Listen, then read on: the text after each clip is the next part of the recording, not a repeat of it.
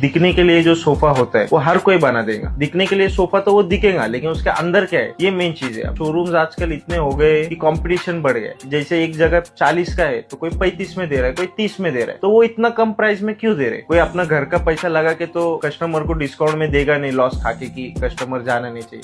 तो उन लोग मटेरियल में कॉम्प्रोमाइज करते हैं। इसमें ऐसा होता है कि जब मटेरियल में कॉम्प्रोमाइज होता है तो रेट कम होता है, लेकिन कस्टमर ये चीज नहीं समझता है। कस्टमर क्या बोलता है, अरे आप 30 का है, आप मुझे 40 क्यों बोल रहे हो? कस्टमर ये चीज एग्री ही नहीं करता है, लेकिन अंदर भी उसके सब जो मटेरियल यूज होता है उस पे बारे में कोई बात नहीं करता है। जैसे दिखने के लिए सोफा तो बन जाएगा, लेकिन अंदर का उसका ड्यूरेबिलिटी क्या है, उसका फ्रेम का स्ट्रेंथ कितना है, उसका कपड़े का फैब्रिक कैसा है, ये सब चीज भी मैटर करती है। अंदर भी उसके सब जो मटेरियल यूज होता है उस पे बारे में कोई बात नहीं करता है। जैसे दिखने के लिए सोफा तो बन जाएगा, लेकिन अंदर का उसका ड्यूरेबिलिटी क्या है, उसका फ्रेम का स्ट्रेंथ कितना है, उसका कपड़े का फैब्रिक कैसा है, ये सब चीज भी मैटर